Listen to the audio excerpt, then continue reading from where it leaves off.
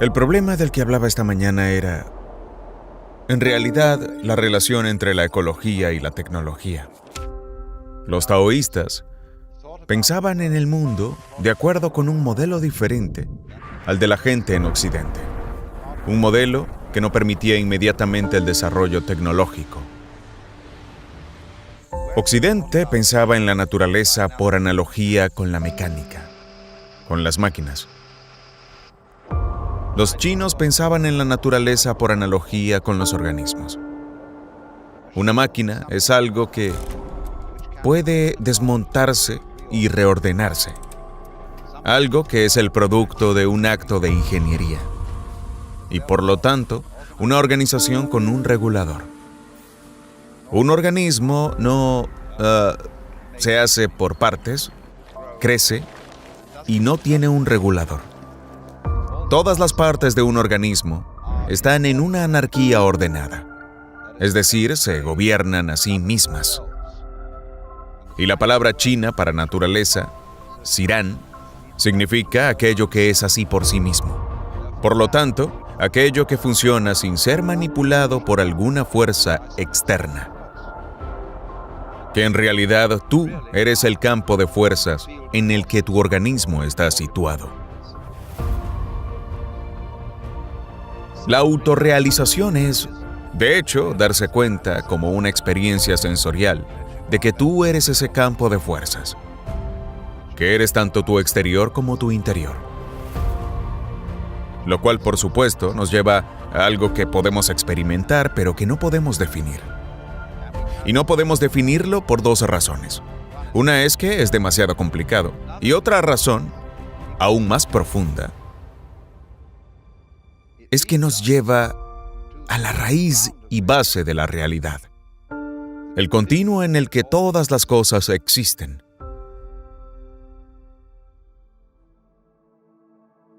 Que no puede pensarse como un objeto porque no puede clasificarse.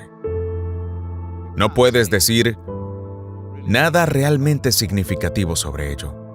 Pero es tremendamente importante saber que tú eres eso. Ese es tu verdadero yo. Porque si no lo sabes, te vuelves loco. Te obsesionas de manera demente con los detalles. Te identificas con un papel puramente temporal e incluso, en ciertos aspectos, arbitrario que estás desempeñando.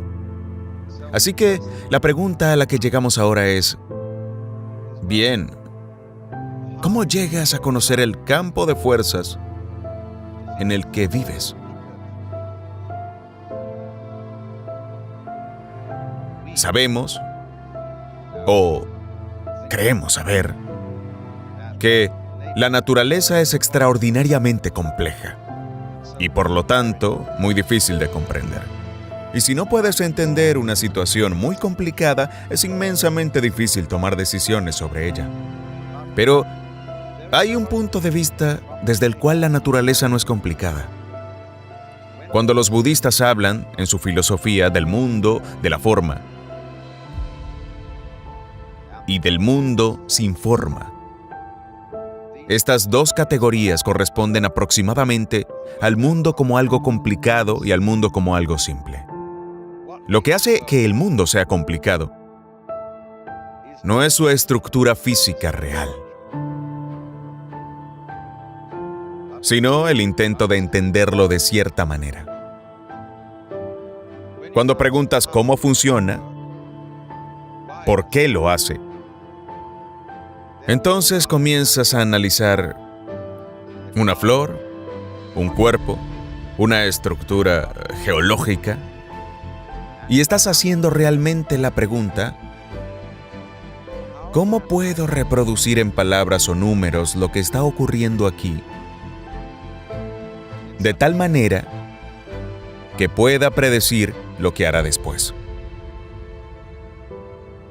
Eso es lo que muchas personas sienten. Las personas que están en el mundo científico y tecnológico. Pero evidentemente, hay un tipo de inteligencia que no es verbal ni computacional.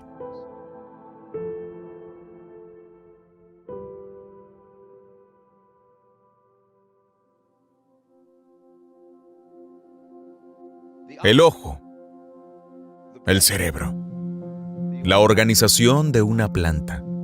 Son evidentemente inteligentes. No son productos de la inteligencia. Como si algún tipo inteligente hubiera estado por ahí y dejado esto como una especie de huella de su competencia. El crecimiento de una planta es inteligencia en sí misma. Y la inteligencia es naturalmente algo que, expresado en palabras, siempre escapa a toda definición. Del mismo modo que el sistema nervioso, del cual depende la inteligencia, es incomprensible incluso para el neurólogo. Reconocemos la inteligencia cuando la vemos. Y la reconocemos en los patrones de la naturaleza donde esto está ocurriendo. Entonces, cuando ves a un ser humano y dices, ¿qué obra tan maravillosa es el hombre? Es extraordinario. La belleza de los ojos. La asombrosa organización y coordinación de las extremidades.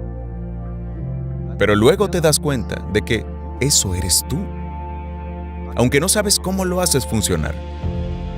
Y sin embargo funciona. Así que, en definitiva, lo que ocurre es que en toda tu organización y sistema nervioso, estás expresando una inteligencia que, vista desde el punto de vista del análisis consciente, es increíblemente compleja. Y sin embargo, desde su punto de vista, es perfectamente simple.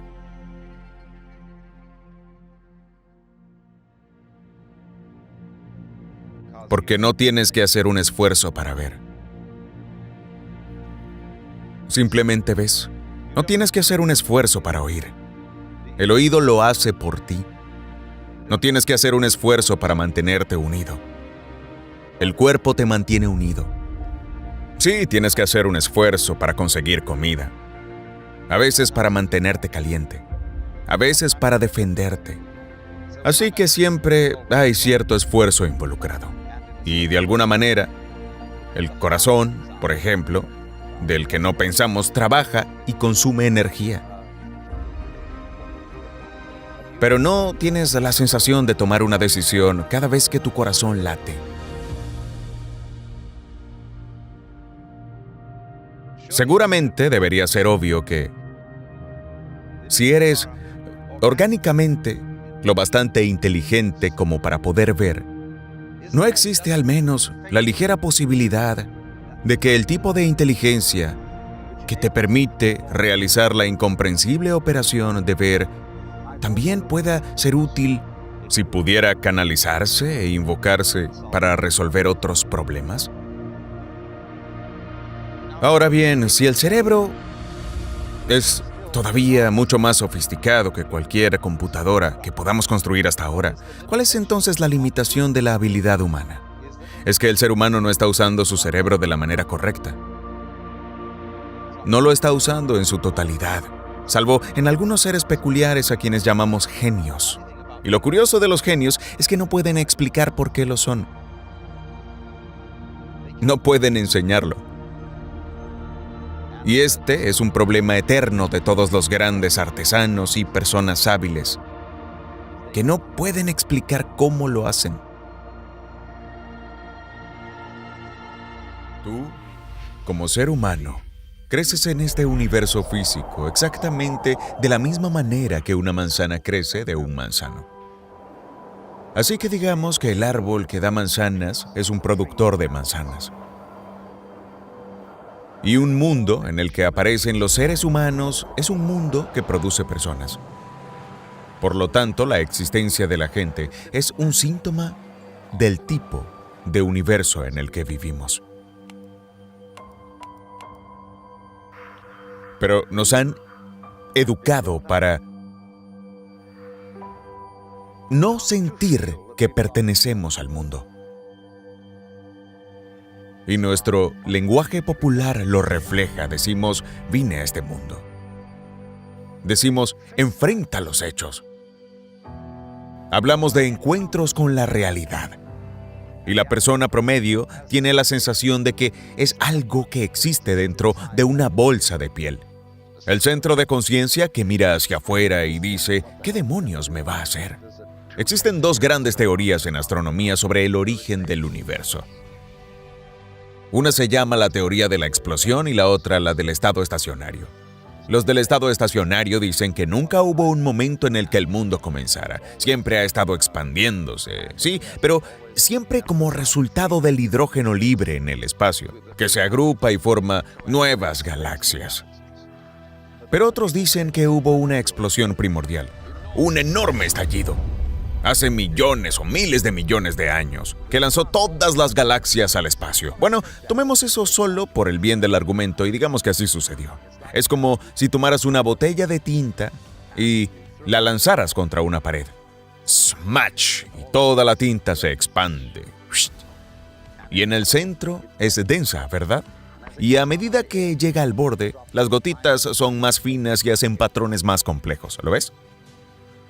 Así que, de la misma manera, hubo un gran estallido al inicio de las cosas, y se expandió, y tú y yo, sentados aquí, como seres humanos complejos, estamos muy, muy lejos en el borde de ese estallido. Somos esos pequeños patrones complicados en su extremo, muy interesante. Pero nos definimos solo como eso. Nos separamos y nos sentimos que seguimos siendo el Big Bang. Pero lo eres. Si así comenzaron las cosas, si hubo un Big Bang en el principio, no eres simplemente un resultado de él. No eres una marioneta. Al final del proceso, sigue siendo el proceso. Eres el Big Bang, la fuerza original del universo manifestándose como quien seas tú. No solo como lo que te defines. Veo a cada uno de ustedes como la energía primordial del universo que aparece frente a mí de esta manera particular. Pero hemos aprendido a definirnos como separados de eso.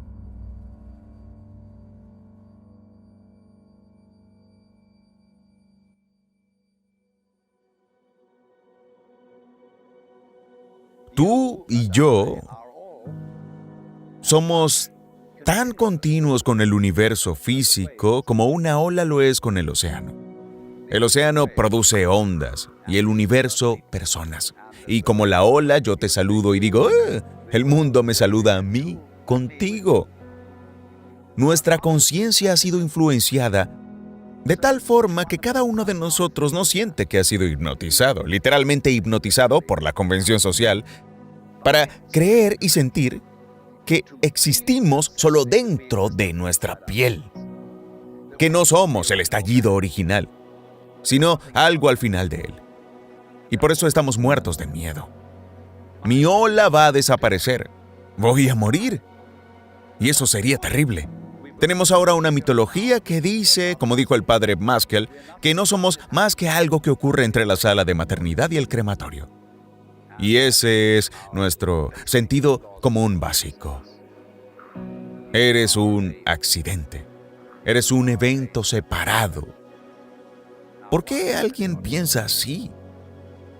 No hay razón, porque ni siquiera es científico. Es solo un mito. Sí, existe algo como la inteligencia, el amor y la belleza. Lo encuentras en otras personas.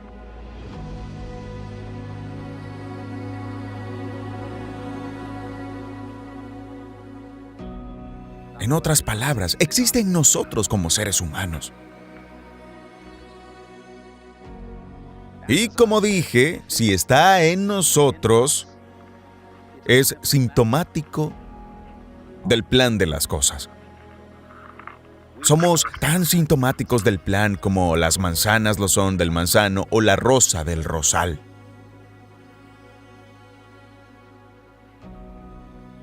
La Tierra no es una gran roca infestada de organismos vivos, más de lo que tu esqueleto son huesos infestados de células. La Tierra es geológica, sí. Pero esta entidad geológica produce personas.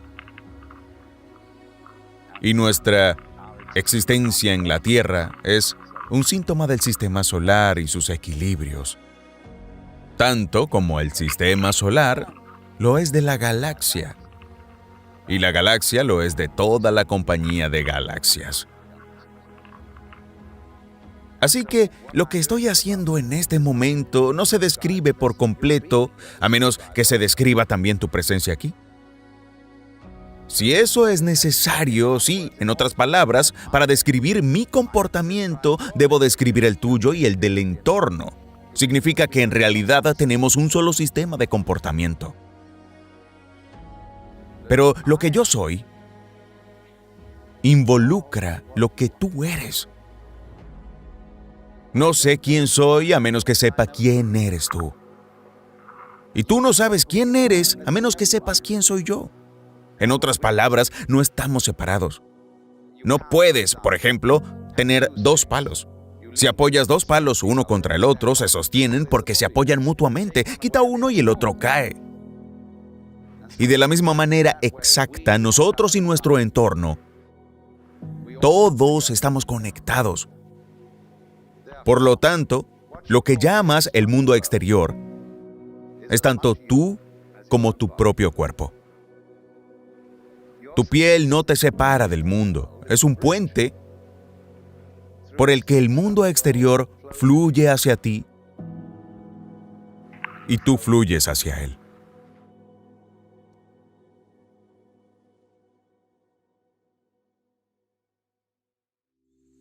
Érase una vez un estudiante de Zen que le citó un antiguo poema budista a su maestro que decía: las voces de los torrentes son una gran lengua. Los leones de las colinas son el cuerpo puro de Buda. ¿No es así?, le dijo el maestro. Lo es, respondió el maestro, pero es una lástima decirlo. Claro que sería mucho mejor si en esta ocasión se celebrara sin hablar en absoluto, y si yo les hablara al estilo de los antiguos maestros del Zen. Golpearía el micrófono con mi abanico y me marcharía. Porque el Zen es una forma de vida, un estado del ser que no se puede abarcar con ningún concepto. Así que cualquier concepto, cualquier idea, cualquier palabra que les transmita esta noche tendrá como objetivo mostrarles las limitaciones de las palabras y del pensamiento. Ahora bien, si uno debe intentar decir algo sobre qué es el Zen, y quiero hacerlo a modo de introducción, debo dejar muy claro que el Zen, en su esencia, no es una doctrina. No hay nada en lo que se suponga que debas creer. Y no es una filosofía en nuestro sentido, es decir, un conjunto de ideas, una red intelectual con la que se intenta atrapar el pez de la realidad.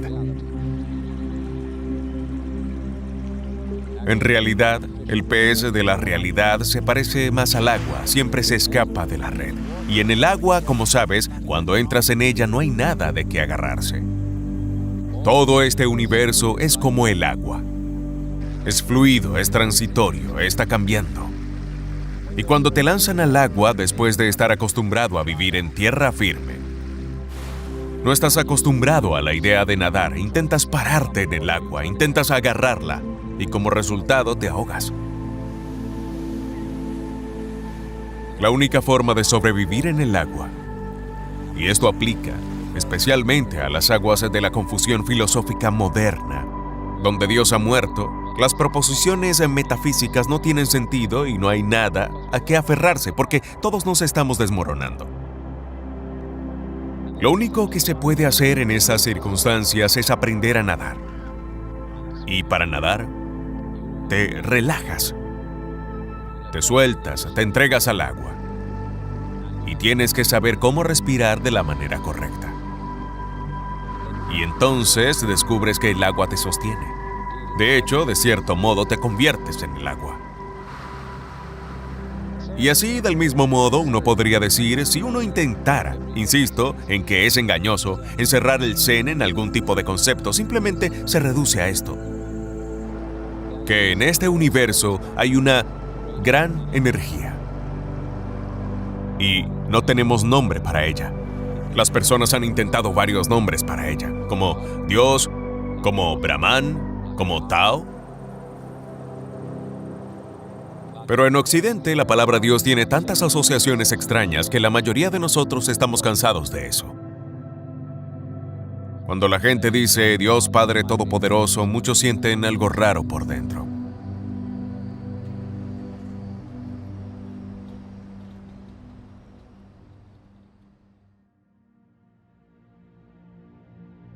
Así que nos gusta oír palabras nuevas. Nos gusta oír hablar del Tao, del Brahman, del Shinyo, del Tathata y de esos nombres extraños del lejano oriente, porque no tienen las mismas asociaciones de solemnidad sentimental ni los significados extraños del pasado. Y en realidad, algunas de estas palabras que los budistas usan para referirse a la energía básica del mundo no significan nada en absoluto. La palabra Tathata, que se traduce del sánscrito como talidad o tal como es o algo por el estilo, en realidad significa algo más parecido a dadada, basada en la palabra tat, que en sánscrito significa eso. En sánscrito se dice tat van así. Tú eres eso, o en inglés moderno, you are it. Pero da es el primer sonido que hace un bebé al llegar al mundo, porque el bebé mira a su alrededor y dice da, eso. Y los padres se halagan pensando que dice da, que significa papá. Pero según la filosofía budista, todo este universo es una sola tathata. Eso significa 10,000 funciones o 10,000 cosas, una sola talidad. Y todos somos una sola talidad. Y eso significa que la talidad viene y va como todo lo demás, porque todo el mundo es un sistema de encendido y apagado. Como dicen los chinos, es el yang y el yin. Y por lo tanto consiste en ahora lo ves, ahora no. Aquí estás, aquí no estás. Porque esa es la verdadera naturaleza de la energía. Ser como las olas. Y las olas tienen crestas y valles. Solo que nosotros, por estar bajo cierta clase de sueño o ilusión, imaginamos que el valle va a superar a la ola o a la cresta, que el yin, el principio oscuro, va a superar al yang, o el principio de la luz, y que el apagado finalmente va a triunfar sobre el encendido. Y nosotros, por decirlo así, nos torturamos a nosotros mismos al caer en esa ilusión.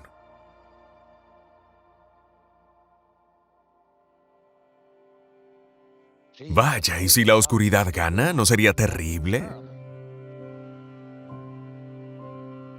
Y por eso estamos constantemente temblando y pensando que puede que sí, porque ¿no es extraño que algo exista? Es muy peculiar, requiere esfuerzo, requiere energía, y sería mucho más fácil que no hubiera existido nada en absoluto. Por eso pensamos, bueno, ya que el ser, ya que el lado del existir requiere tanto esfuerzo, uno siempre termina rindiéndose y se hunde de nuevo en la muerte. Pero la muerte es simplemente la otra cara de la energía. Y es el descanso, la ausencia de todo lo que nos rodea, lo que produce lo que nos rodea. De la misma manera en que no puedes tener lo sólido sin el espacio, ni el espacio sin lo sólido. Cuando despiertas a esto, y te das cuenta de que cuanto más cambia, más es lo mismo, como dicen los franceses, que en realidad tú eres una manifestación de esta única energía y que no hay nada más que eso que eres tú. Pero si tú fueras siempre tú mismo, sería un aburrimiento insoportable. Por eso está dispuesto así, dejas de ser tú durante un tiempo y luego regresas como alguien completamente distinto. Y cuando descubres eso, te llenas de energía y de alegría. Como dijo Blake, la energía es delicia eterna. Y de pronto, ves a través de todo el engaño de las cosas. Te das cuenta de que tú eres eso, no le pondremos nombre. Tú eres eso. Y no puedes ser otra cosa. Así que te liberas del terror fundamental. Eso no significa que siempre vayas a ser un gran héroe. Que no saltes si escuchas un estruendo. Que no te preocupes de vez en cuando. O que no pierdas la paciencia. Pero significa fundamentalmente muy, muy dentro de ti. Serás capaz de ser humano. Así que entonces, si me permiten ponerlo metafóricamente, que Xuan Zhou dijo: el hombre perfecto usa su mente como un espejo. No agarra nada, no rechaza nada, recibe pero no retiene. En otras palabras, para decirlo estrictamente en nuestro lenguaje moderno, esto es vivir sin ataduras. Es decir, ser capaz de flotar como una nube y fluir como el agua. Ver que toda la vida es una magnífica ilusión. Un juego de energía. Y que no hay absolutamente nada en el fondo que temer.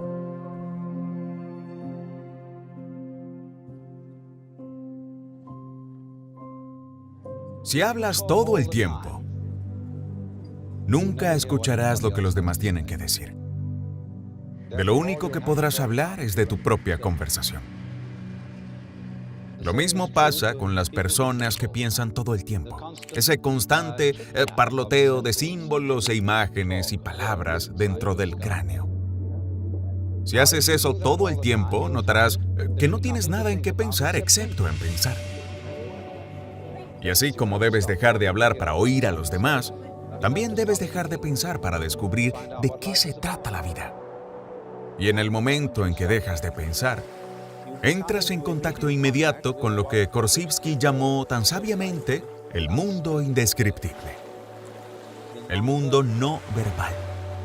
Algunas personas lo llamarían el mundo físico, pero esas palabras físico, no verbal, material, son todos conceptos. Y eso no es un concepto. Así que cuando despiertas a ese mundo, de repente descubres que todas las supuestas diferencias entre el yo y los demás, la vida y la muerte, el placer y el dolor, son solo conceptos y no están ahí. No existen en absoluto. Cuando al viejo maestro Hyakuyo le preguntaron, ¿qué es el Zen? Él dijo, si tengo hambre, como. Si tengo sueño, duermo. Y dijeron, ¿pero eso no es lo que hace todo el mundo? ¿No eres como cualquier persona? Dijo él, no, ellos no hacen eso en absoluto. Si tienen hambre, no solo comen, piensan en 1000 cosas. Si tienen sueño, no solo duermen, sino que sueñan todo tipo de sueños. Hemos estado corriendo demasiado.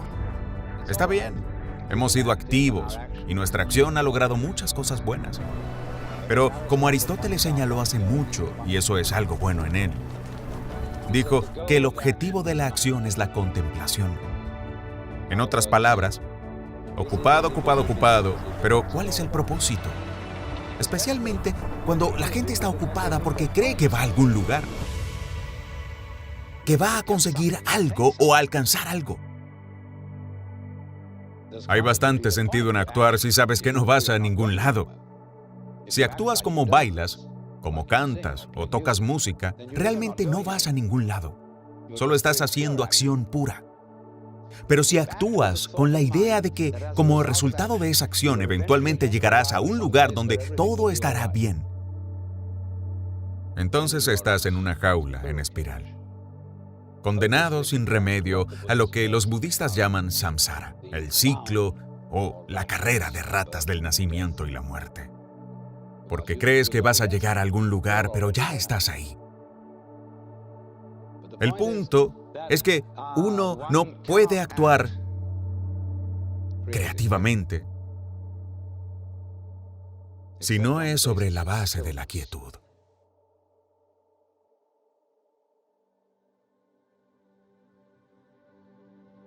De tener una mente que de vez en cuando pueda dejar de pensar. Y así, esta práctica de sentarse puede parecer muy difícil al principio, porque si te sientas al estilo budista, te duelen las piernas. La mayoría de los occidentales se inquietan. Les parece muy aburrido estar sentados mucho tiempo. Pero la razón por la que les parece aburrido es porque siguen pensando. Si no estuvieran pensando, no notarían el paso del tiempo. Y de hecho, lejos de ser aburrido, el mundo, cuando se observa sin parloteo mental, se vuelve increíblemente interesante. Las vistas, sonidos y olores más ordinarios. La textura de las sombras en el piso frente a ti.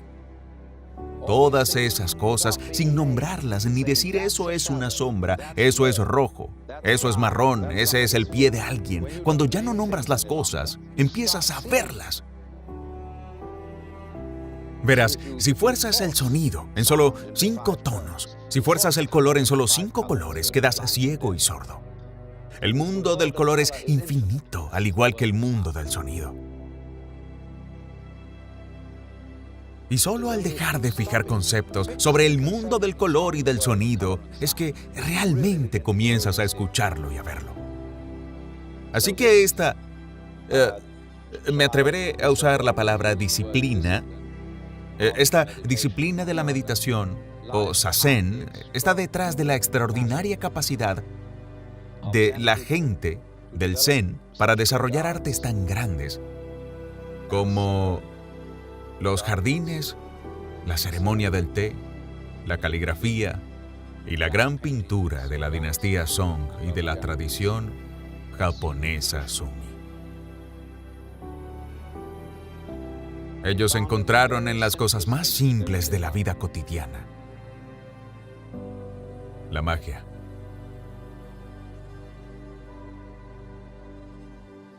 En palabras del poeta Hokoji,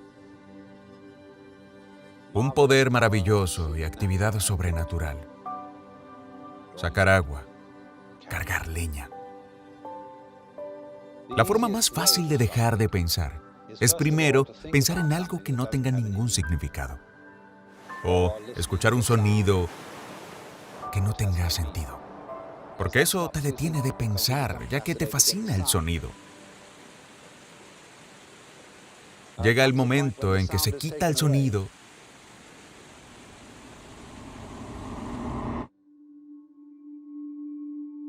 y se abre la mente. En ese punto, habrá una especie de satori preliminar.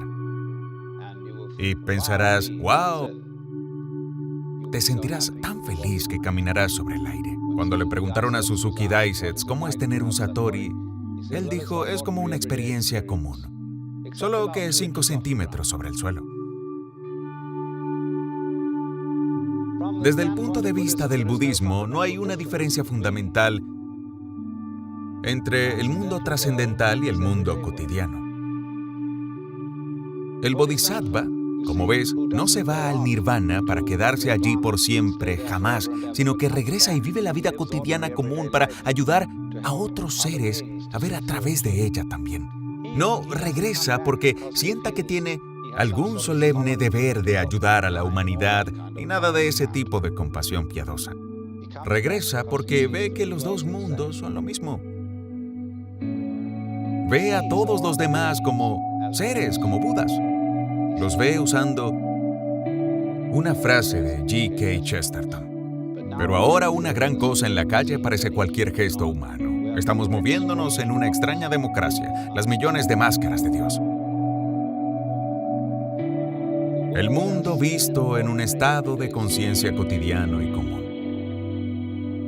Descubrir que ese no es realmente distinto del mundo del éxtasis supremo. Porque ahí está la luz, esa energía brillante y resplandeciente, más brillante que 1000 soles, que está encerrada en todo. Ahora imagina esto. Imagina que la estás viendo. Luz vívida, vívida, tan brillante que va más allá de la luz. Muy brillante. Y la ves alejándose de ti. Y en los bordes como una gran estrella que se convierte en un anillo rojo. Y más allá un anillo naranja, amarillo, verde, azul, índigo, violeta. Ves este gran mandala apareciendo, este gran sol. Más allá del violeta hay negro, negro, como obsidiana. No un negro plano, sino un negro transparente como la laca. Y otra vez, estallando desde el negro, como el yang surge del yin, más luz, que sigue, sigue, sigue. Y junto con esta luz, llega el sonido. Un sonido tan tremendo como la luz blanca que no puedes oírlo. Tan penetrante que parece aniquilar los oídos. Pero entonces, junto con los colores, el sonido desciende por la escala en intervalos armónicos, bajando, bajando, bajando, bajando, hasta llegar a un bajo profundo y retumbante, tan vibrante que a su vez se convierte en algo sólido, y comienzas a ver un espectro similar de texturas. Todo este tiempo has estado observando una especie de cosa que irradia hacia afuera, pero dice, esto no es todo lo que puedo hacer. Y los rayos empiezan, yui, yui, yui, a danzar así. Y naturalmente el sonido también empieza a ondular al salir. Luego las texturas comienzan a variar. Y dicen, bueno, has estado viendo esto como la he descrito hasta ahora, en una dimensión plana. Vamos a añadir una tercera dimensión. Va a venir directamente hacia ti así. Y mientras tanto dice, no solo vamos a hacer esto, yui, yui, yui, también vamos a hacer pequeñas ondas, chuki, chuki, chuki, chuki, chuki, algo así. Y de repente ves en todos los pequeños detalles que se vuelven tan intensos que todo tipo de subfiguras están contenidas dentro de lo que pensabas que era la figura principal. Y el sonido empieza a cambiar por completo. Complejidades increíbles de sonido por todos lados. Y esta cosa sigue, sigue, sigue. Y crees que vas a perder la cabeza y de repente se convierte en...